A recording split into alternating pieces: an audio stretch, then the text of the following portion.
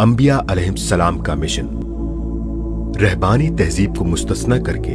ہر وہ تہذیب جو دنیا کی زندگی کے متعلق ایک جامع نظریہ اور کاروبار دنیا کو چلانے کے لیے ایک ہماگیر طریقہ رکھتی ہو، قطع نظر اس سے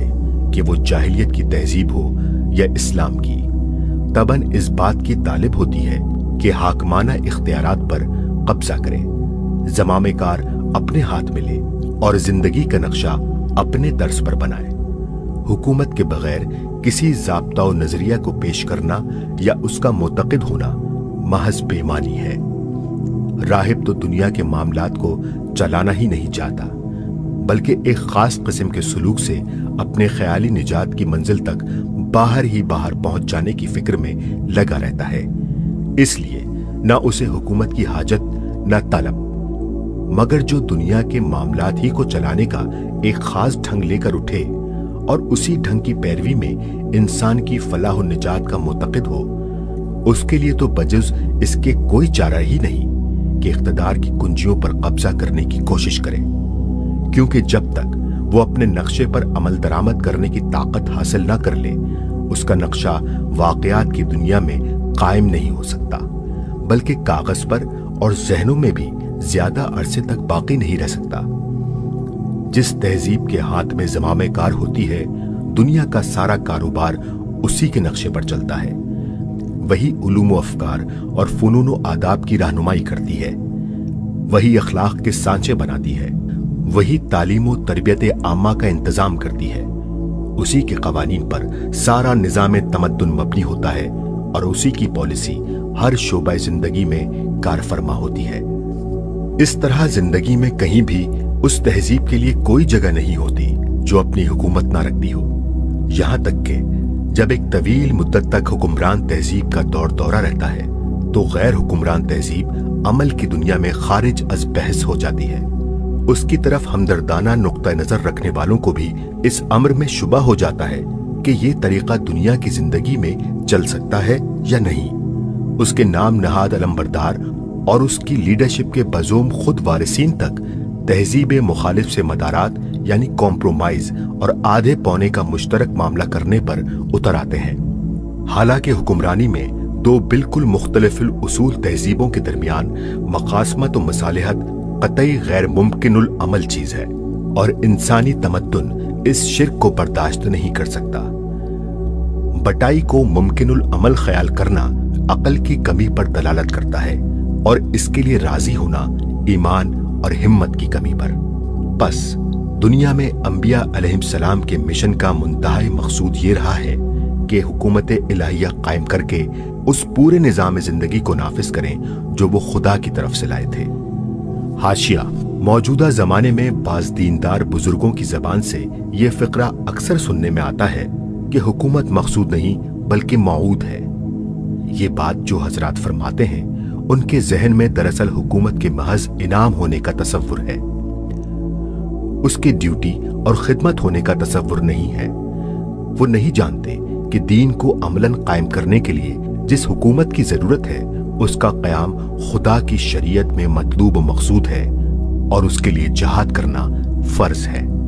وہ اہل جاہلیت کو یہ حق تو دینے کے لیے تیار تھے کہ اگر چاہیں تو اپنے جاہلی اعتقادات پر قائم رہیں،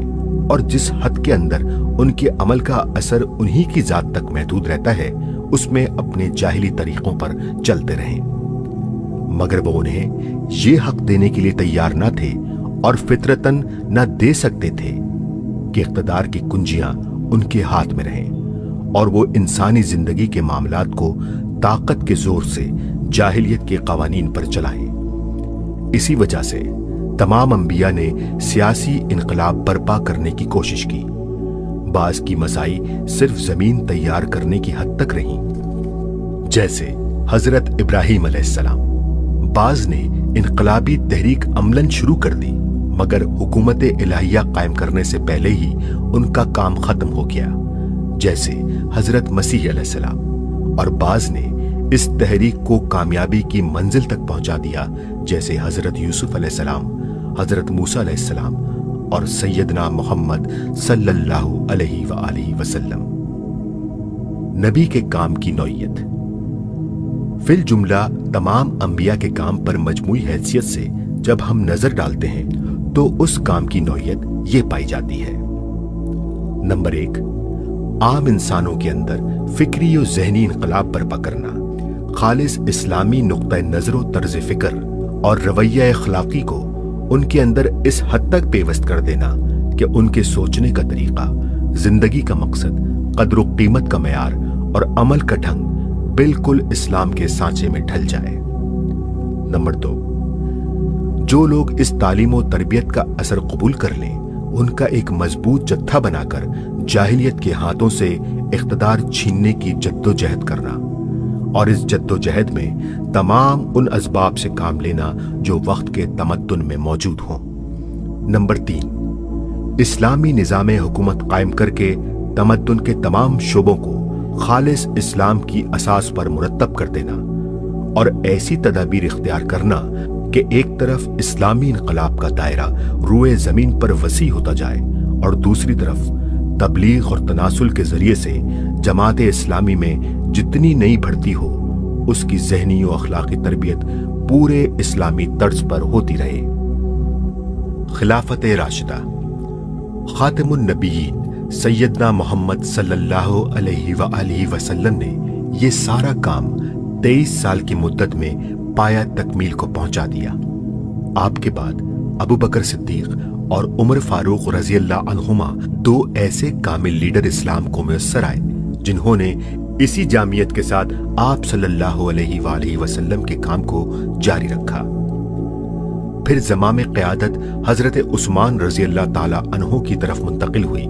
और इब्तिदान चंद साल तक वो पूरा नक्शा बदस्तूर जमा रहा जो नबी अलैहिस्सलातु वस्सलाम ने कायम किया था।